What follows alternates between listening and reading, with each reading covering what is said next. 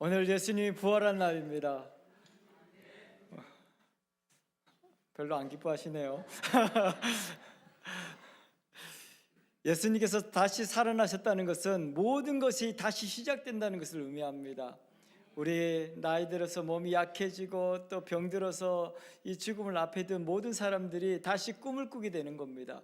이제 세상에서 모든 것이 끝났다고 할 그때 예수님께서 다시 살아나시면서 우리에게 새로운 꿈을 꾸게 하시고 새로운 소망을 주셨습니다.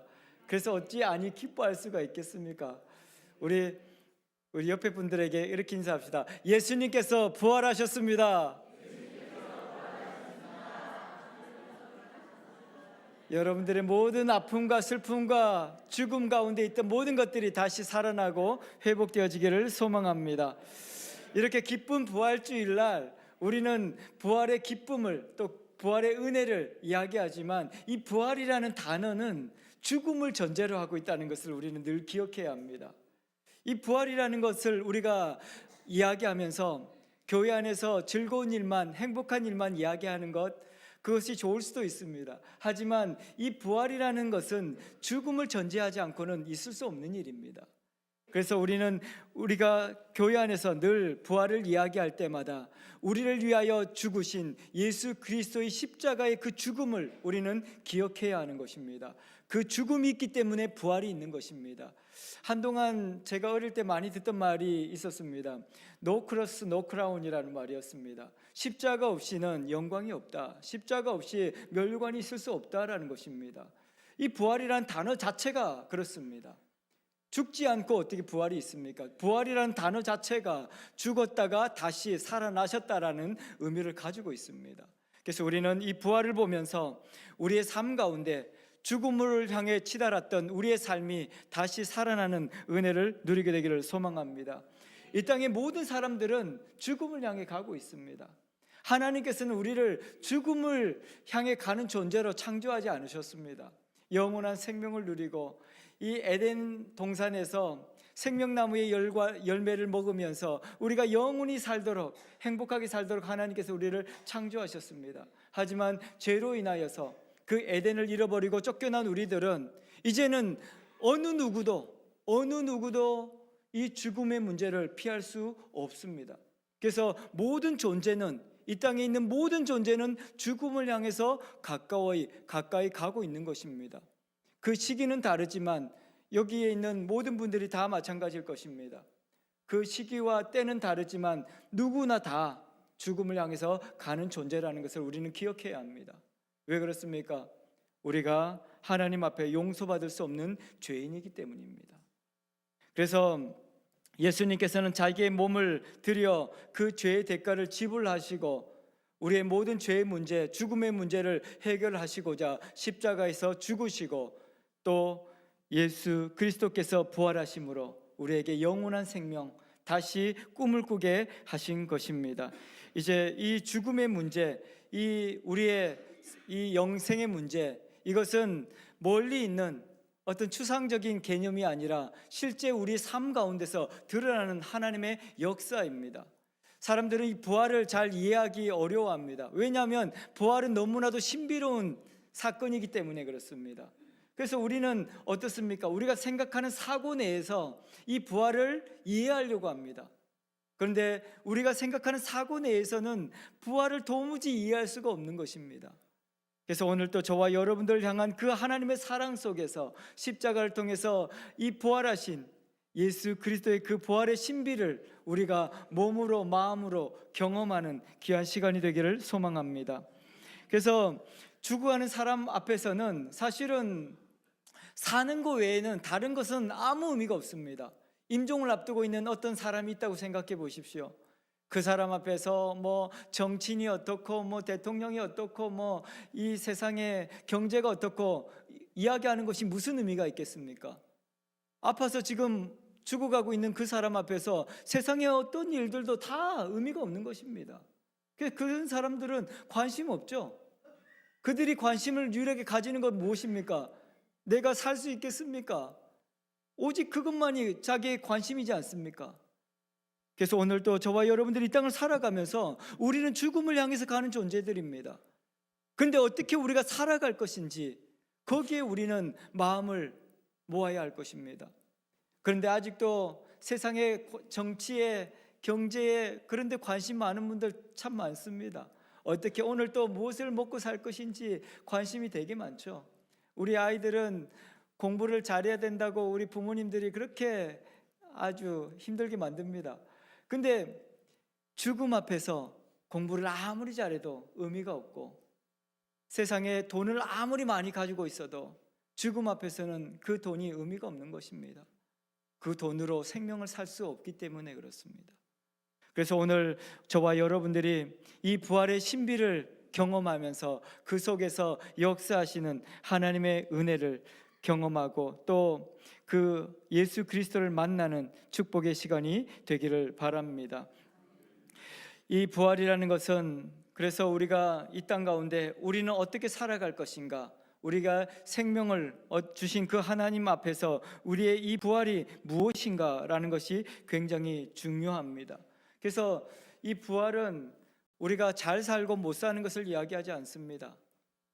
부활이라는 것은 하나님의 자녀로서 하나님께서 우리에게 주신 영원한 생명을 누리고 각자에게 주신 그 재능을 가지고 이 땅 가운데서 어떻게 하나님의 계획과 섭리를 이루어가는가를 이야기하는 것입니다. 사람들은 이 부활의 문제를 이해하지 못해서 각자의 생각을 이렇게 주장할 때가 있습니다.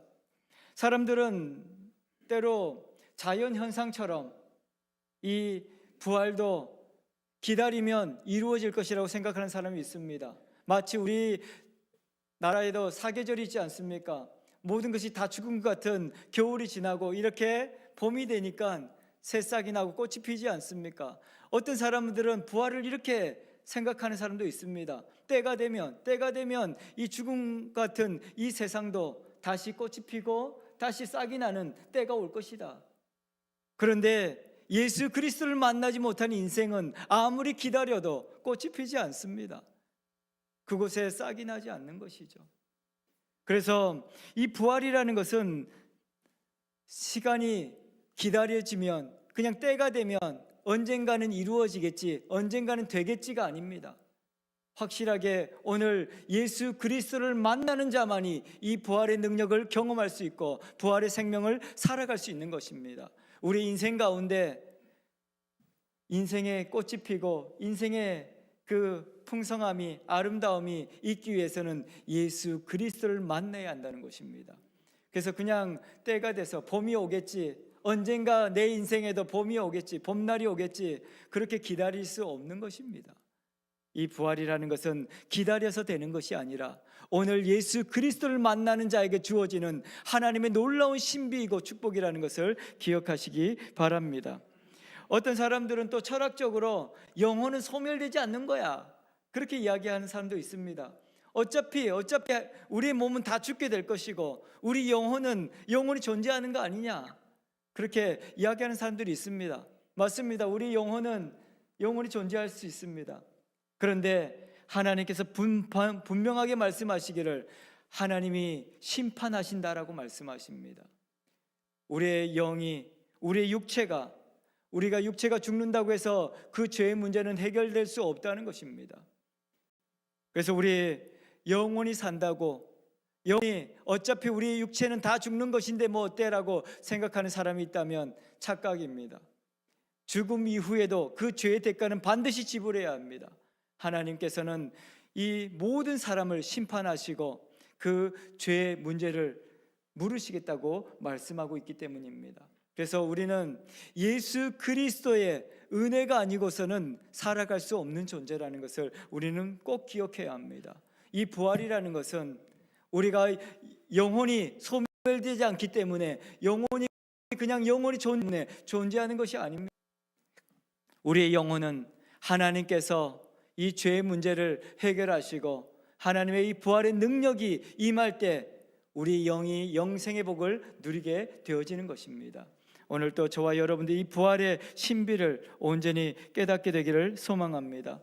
그리고 절에서는, 불교에서는 이렇게 이야기합니다. 사람들이 환생하지 않느냐, 윤회설을 이야기하면서 다른 모양으로 사람들이 태어나지 않느냐, 그렇게 이야기하는 사람도 있습니다. 다른 것으로 태어나지 않습니다. 여러분들 지금은 사람으로 태어났다가 나중에는 개로 태어나고 그런 거 아닙니다. 사람들은 그 세상의 신비를 이해하지 못해서 그렇게 다른 동물로 태어나고 다른 착한 일을 많이 하면 또 사람으로 태어날지도 몰라. 그래서 착한 일을 하라고 이야기하는 사람도 있습니다. 하지만 우리가 착한 일을 많이 한다고 해도 우리에게는 다시 태어날 수 있는 기회가 없습니다. 예수 그리스도의 부활 외에, 예수 그리스도의 생명 외에 우리에게는 다른 생명은 없는 것입니다. 그 사람들은 이 나사로라는 이 요한복음 11장에 나사로 사건이 나오지 않습니까? 나사로가 죽었다가 살아나지 않습니까? 4일 만에 예수님께서 무덤을 향해서 이 나사로에게 나오라고 선포를 하십니다. 그때 수위가 동여진 채로 이 나사로가 걸어 나오는 모습을 보게 됩니다. 사람들은 그 나사로가 부활했다고 생각합니다. 근데 예수님의 부활은 그런 것이 아닙니다. 나사로도 그 후에 죽게 되죠. 이 예수님께서 그 능력을 보여주시고 생명이 하나님께 있다는 것을 보여주시기 위해서 나사로를 살리셨지만 나사로는 영원한 생명을 얻지는 못했습니다. 그도 또 시간이 지나서 결국은 죽게 되는 그런 것이 바로 우리의 인생입니다. 우리가 때로는 병을 들어서 하나님 앞에 간절히 기도했더니 병 나을 수 있습니다. 세상 사람 기적입니다 라고 이야기할 수 있습니다. 그 기적을 경험했다 할지라도 예수 그리스도의 그 부활의 능력을 덧입지 못한다면 영원히 살 수 없는 것입니다. 우리의 병이 고침을 받았다고 해요. 우리는 예수 그리스도의 부활의 생명이 없이는 영원히 살 수 없는 것입니다.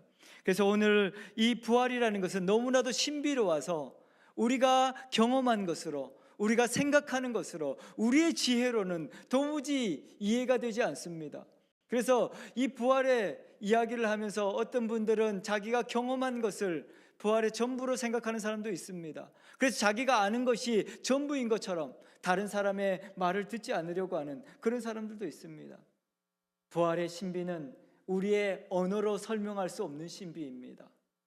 그래서 우리는 그것을 은혜로 받아들이는 것입니다.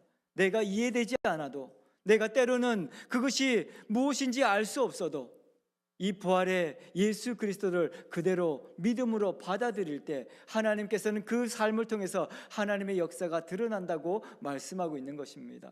오늘 또 저와 여러분들이 함께 예배하지만 이 부활의 능력이 이해가 잘 안 될 수 있습니다. 그리고 예수님이 십자가에 죽으신 것이 잘 믿어지지 않을 수 있습니다. 그럼에도 불구하고 오늘 예수 그리스도 이 생명의 복음을 듣고 아멘 주 예수여 나를 구원하소서, 예수님이 나의 주인 되심을, 예수님이 나의 안에 들어오셔서 나의 삶을 이끌어 주심을 믿고 고백한다면 하나님께서 우리의 삶을 부활의 능력 가운데로 이끌어 가실 것입니다. 그래서 내가 이해돼서 믿는 것이 아닙니다. 하나님의 말씀을 어떻게 우리가 이해할 수 있겠습니까?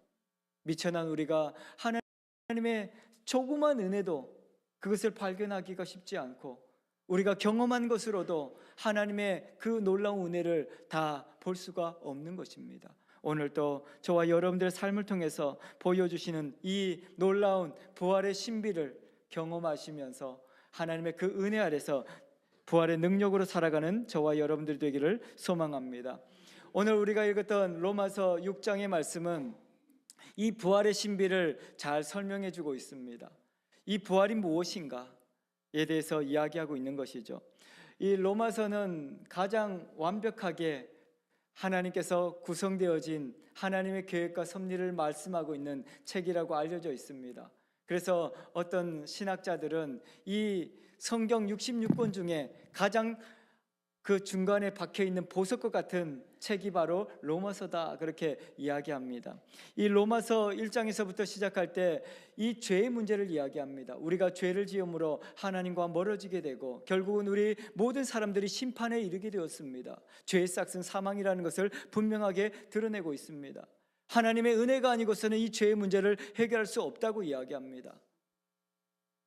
그런데 예수 그리스도께서 십자가를 통해서 이 죄의 문제를 해결하셨다고 이야기합니다. 그래서 죄가 많은 사람은 은혜를 많이 받았습니다 라고 이야기합니다. 여러분들은 은혜를 많이 받은 자들입니까? 그래서 어떤 사람들은 그렇게 이야기합니다. 내가 은혜를 더 많이 받기 위해서 그러면 죄를 더 많이 지어야겠네요. 그렇게 이해하시는 분도 계신데 그럴 수 없습니다. 오늘 성경 6장 1절에 다른 사람들이 그렇게 질문을 합니다. 그런즉 우리가 무슨 말하리요? 은혜를 더하게 하려고 죄에 거하겠습니까? 그렇게 질문을 하죠. 2절에 답을 줍니다. 그럴 수 없습니다. 2절 말씀에 이렇게 이야기하고 있죠. 그럴 수 없느니라. 죄에 대하여 죽은 우리가 어찌 그 가운데 더 살겠습니까? 라고 이야기하고 있는 것이죠. 죽었다는 것은 무엇을 의미합니까? 모든 것이 사라졌다는 것을, 소멸되었다는 것을 이야기합니다. 더 이상 반응할 수 없다는 것을 이야기합니다. 저도 사람의 죽음이 무엇인지에 대해서 명확하게 이렇게 어릴 때는 잘 몰랐습니다. 그래서 아버지도 빨리 돌아가셨을 때 아버지가 살아계신지 죽었는지 잘 분간 못하고 그냥 신나게 살았습니다. 근데 나중에 보니까 제가 청년이 되었을 때 임종을 맞은 우리 성도님 가정을 방문하게 되었습니다. 그때 분명히 말씀을 하고 계시고 숨을 쉬고 계셨는데 거기 가서 이렇게 앉아 있는데 이렇게 모든 게 멈춰지는 시간이 있더라고요. 그러더니 입이 벌어지고 모든 기능이 멈춰졌을 때 이것이 죽음이구나라는 것을 제가 그때 알았습니다. 죽는다는 것은 아무것도 할 수 없는 것입니다. 지금 우리가 숨을 쉬고 이렇게 존재하는 것은 살아있기 때문입니다. 죽었다는 것은 아무것도 할 수 없습니다. 그래서 우리는 이 복음은 우리의 죄를 가볍게 하려고 쉽게 하려고 보여주는 증서가 아닙니다. 이 죄를 완전히 소멸하시고 완전히 없애버린 것이 바로 복음입니다. 예수 그리스도께서는 우리의 모든 죄를 도말하시기 위하여 자신의 모든 것을 다 내어주셨습니다. 그 죄의 값이 세상의 것으로는 어떤 것으로도 갚을 수 없기에 하나님 자신이 자신의 몸을 찢으시고 우리에게 그 죄의 값으로 지불하신 것입니다. 그리고 우리를 사신 것입니다. 우리는 이제 어떤 존재입니까? 과거에는 죄의 노예로 죄의 종으로 살았다면 이제는 예수 그리스도 그 십자가의 보혈로 말미암아 우리는 하나님의 것이 되었습니다. 저와 여러분들의 존재를 분명하게 깨달으시길 바랍니다. 여러분들은 이제 세상의 것이 아닙니다. 죄의 종이 아닙니다. 사탄의 종이 아닙니다. 하나님의 것입니다. 오늘 저와 여러분들이 하나님의 것입니다. 이것을 분명하게 기억하시고 어떠한 시험과 환난이 온다 할지라도 넘어지지 않기를 바랍니다. 하나님께서는 이제 그럴 수 없습니다. 하나님께서 분명하게 우리 가운데 말씀하셨고 그 죄의 값을 이미 지불하셔서 이미 우리를 샀다라고 이야기합니다. 이것을 다른 표현으로는 노예 증서를 구입해서 그 노예 증서를 태워버렸다라고 설명을 하기도 합니다. 우리가 과거에 노예 제도가 있지 않았습니까? 우리나라도 종의 신분이 있었죠. 그때 종의 그것을 가지고 있으면 어디 가서든지 그것을 자유할 수 없었습니다. 그래서 종이 싫어서 도망을 치는 그 사람들을 잡으러 다니는 추노꾼들이 있었죠. 왜냐하면 그 주인의 소유니까요. 그래서 도망치면 안 되는 것이었습니다. 우리도 이 죄와 죽음에서 자유롭기 위해서 끊임없이 도망치지 않습니까? 나 살고 싶어요 하면서 도망치기도 하고 나 여기서 건져주세요 하고 도망치기도 합니다. 그런데 아무리 도망쳐도 이 죄라는 것이 끊임없이 우리를 쫓아오고 공격하고 우리를 붙잡아서 다시 그 노예로 데리고 갈 수밖에 없는 그런 상황 가운데 우리는 살아왔습니다. 그런데 예수 그리스도의 십자가로 말미암아 그 죄의 대가를 지불하시고 이제 우리를 샀습니다. 저와 여러분들은 하나님의 것입니다. 더 이상 우리의 감정에 속지 마십시오. 때로는 우리가 예수 그리스도를 믿는데도 불구하고 시험이 올 때 있습니다. 유혹이 올 수 있습니다. 때로는 흔들릴 수 있습니다. 넘어질 수 있습니다. 그런데 그럼에도 불구하고 우리는 죄의 종이 아닙니다. 하나님의 것입니다. 넘어졌을 때 우리는 하나님께로 가면 하나님께서 언제든지 우리를 새롭게 하시고 치료하시고 회복하셔서 하나님의 아들, 딸로 새롭게 하시는 것입니다. 그래서 오늘 저와 여러분들이 유혹을 받았을 때, 넘어졌을 때, 난 어쩔 수 없는 인간이구나, 나는 어쩔 수 없구나, 포기하지 마십시오. 다시 그 은혜의 보좌 앞으로 예수 그리스도의 피를 의지하여 나아가는 저와 여러분들이 되기를 축복합니다. 그래서 이것을 이 사도 바울은 세례에 다시 비유해서 설명을 하고 있습니다. 여러분들 다 세례를 받으셨죠? 혹시 세례를 안 받으신 분이 있다면 세례를 받으셔야 합니다. 왜냐하면 이 세례는 예수 그리스도를 나의 주로 영접하는 것이고 하나님의 자녀로서 거듭나는 하나님의 축복의 예식이기 때문에 그렇습니다. 이 사도 바울은 로마서 6장 3절에 그렇게 이야기합니다. 무릇 그리스도 예수와 합하여 세례를 받은 우리는 그의 죽으심과 합하여 세례를 받은 줄을 알지 못하느냐. 이 세례라는 것은 예수 그리스도와 하나가 되어지는 것입니다 라고 이야기합니다. 어떤 분들은 세례 안 받아도 그냥 교회 그냥 다닐게요, 그런 분들이 계십니다. 받으셔야 합니다. 이것은 하나님의 놀라운 구원의 신비이고 이 세례 예식은 그냥 사람들 앞에 보여지는 형식이 아닙니다. 내 삶이 하나님 앞에 온전히 구별되어졌고 하나님의 자녀가 되었다는 선포이기 때문에 그렇습니다. 그래서 여러분들이 이 세례를 받기 위해서는 우리의 신앙을 고백하지 않습니까? 내가 예수 그리스도를 주로 영접합니다. 내가 하나님의 소유가 되었음을 내가 믿습니다. 그렇게 고백하고 우리는 세례를 받는 것입니다. 그래서 이 세례는 굉장히 중요한 의미를 가지고 있습니다. 이 세례를 통해서 우리는 예수 그리스도와 함께 죽었고 예수 그리스도의 부활과 함께 우리는 새로운 생명을 얻었음을 확증하게 되어지는 것입니다.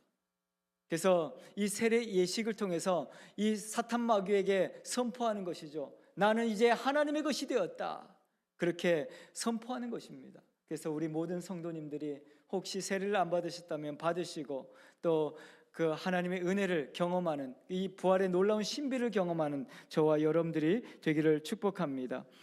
이 세례라는 것이 구약시대의 그 홍해 사건과 비유해서 설명을 합니다. 홍해 사건은 무엇입니까? 이스라엘 백성들이 이제는 새로운 삶을 이집트의 종이 아니라 이집트의 노예가 아니라 하나님의 백성으로 살고 싶다고 그렇게 하나님 앞에 간절히 기도했습니다.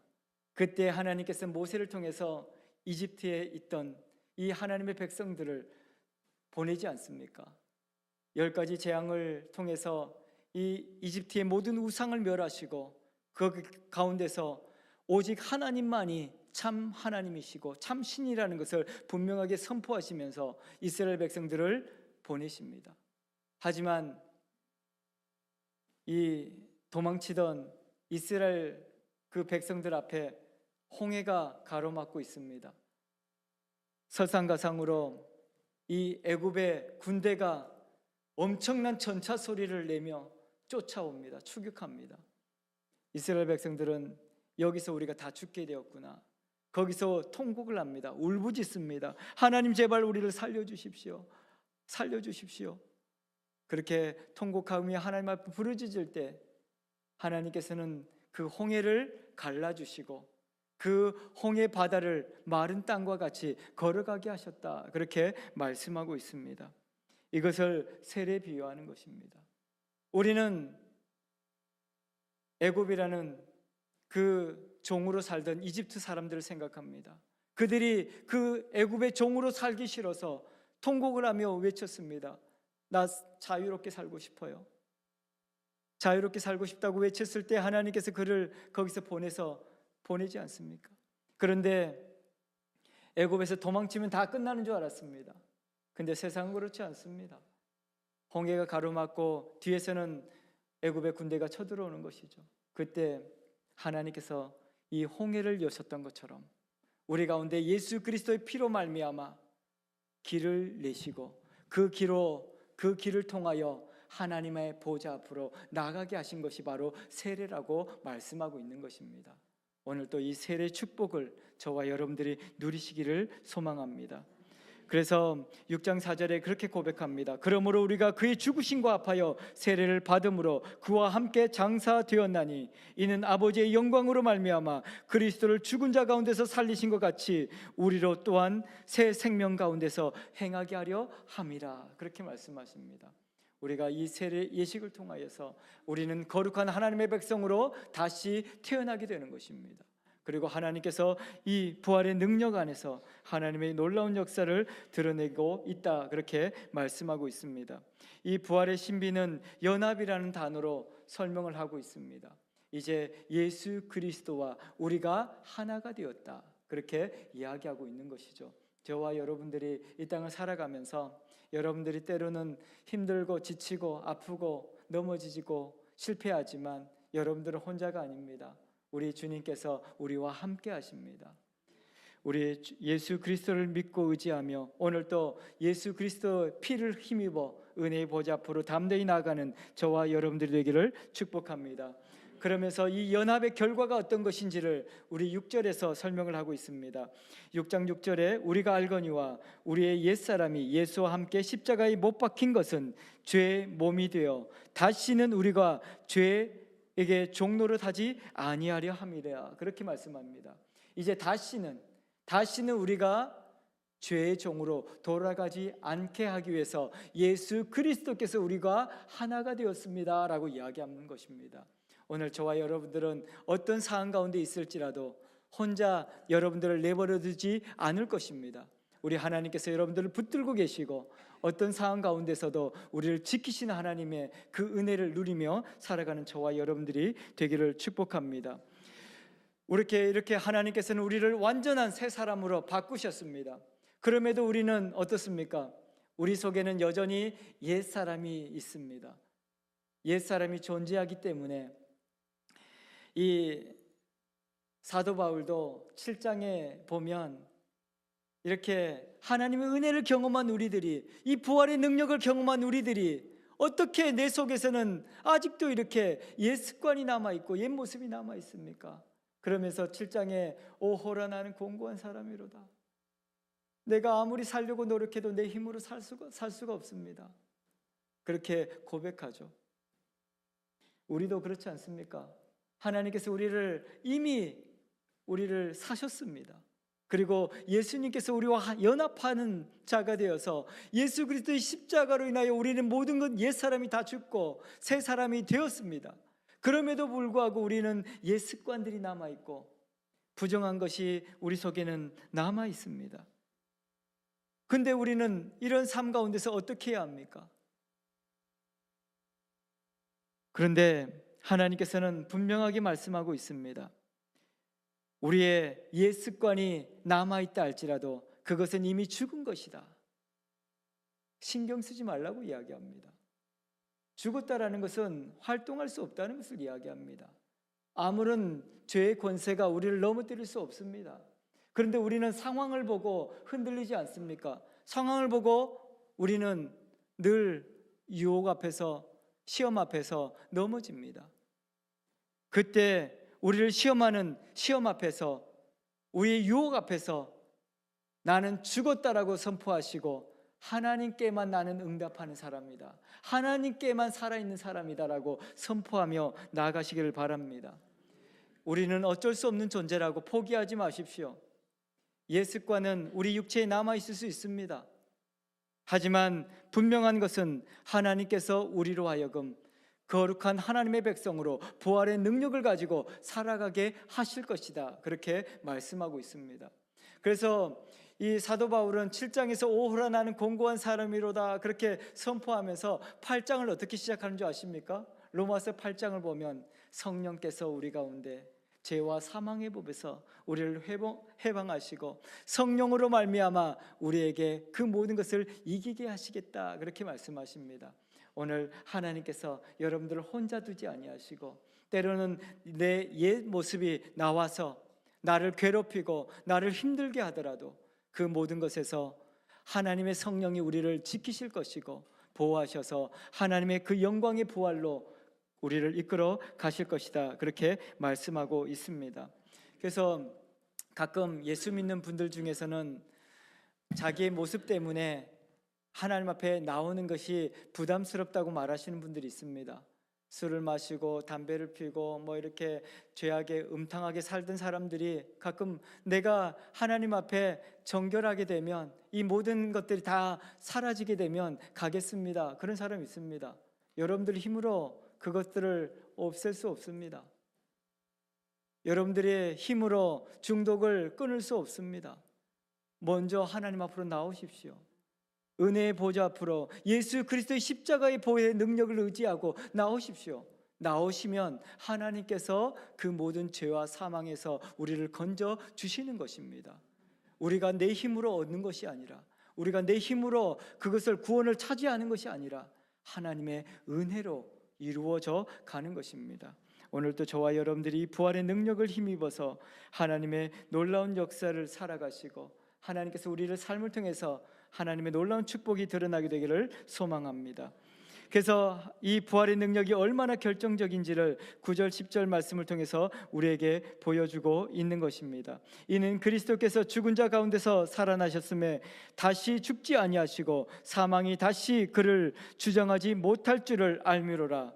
그가 죽으심은 죄에 대하여 단번에 죽으심이요 그가 살아계심은 하나님께 대하여 살아계심이다, 그렇게 말씀하고 있습니다. 여기서 중요한 단어가 있습니다.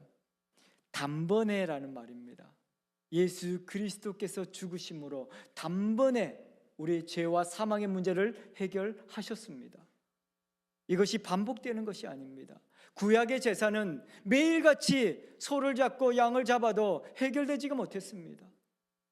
그 죄의 문제를 해결하고자 수천 마리의 양을 잡고 수천 마리의 소를 잡아도 그 죄가 없어지지 못했습니다. 그런데 예수 그리스도께서 단번에 십자가에서 피 흘려 죽으심으로 그 모든 죄를 사하시고 그 죄의 대가를 지불하시고 우리에게 영원한 속죄를 허락하신 것입니다. 그래서 우리를 공격하는 이 사탄 마귀의 권세 앞에서 여러분들 당당하십시오. 우리는 이미 죄의 값을 다 지불한 사람들입니다. 그래서 하나님의 은혜의 보좌 앞으로 더 가까이 나가서 하나님의 영광을 드러내는 우리의 삶이 되기를 소망합니다. 고린도전서 15장 55절에 이렇게 바울은 이야기합니다. 사망아 너의 쏘는 것이 어디냐? 사망아 내가 승리가 어디 있느냐? 사망이 쏘는 것은 죄요 죄의 권능은 율법이다. 우리를 끊임없이 괴롭히는 그 율법들이 결국은 우리를 넘어지게 만들고 우리를 죽음에 이르게 하지만 결국 예수 그리스도의 십자가의 보혈이 이 율법을 완성하셨다라고 하나님께서 말씀하고 있는 것입니다. 그래서 오늘 저와 여러분들이 하나님의 공의가 우리의 삶을 통해서 지금도 드러나고 있습니다. 우리의 삶이 이제는 죄와 사망에서 벗어나서 하나님의 부활의 능력으로 우리를 살게 하신다, 그렇게 말씀하고 있는 것입니다. 오늘 우리가 읽었던 11절 본문을 우리 다 같이 한번 읽어보겠습니다. 이와 같이 너희도 너희 자신을 죄에 대하여는 죽은 자요 그리스도 예수 안에서 하나님께 대하여는 살아있는 자로 여길지어다. 아멘. 우리는 어디에 죽은 자들입니까? 죄에 대하여 죽은 자들입니다. 우리는 다시 살아났습니다. 어디에서 살아났습니까? 하나님께 대하여 살아난 자들입니다. 이제는 모든 죄를 소멸하시고 하나님의 영광의 백성이 되게 하신 그 부활의 능력을 덧입어서 오늘도 저와 여러분들이 그 승리의 삶을 살아가게 되기를 소망합니다. 오늘 이제 우리의 삶 가운데 이 놀라운 진리가, 이 놀라운 부활의 신비가 우리의 삶을 통해서 지금도 역사되어지고 있습니다. 오늘 여러분들을 어떤 일로 인하여 죽게 되었습니까? 무엇이 우리를 힘들게 합니까? 예수 그리스도의 부활의 신비를 경험하시며 그 모든 것들로부터 자유로워지고 그곳에서부터 새로운 삶을 시작하는 저와 여러분들이 되기를 축원합니다. 기도하겠습니다.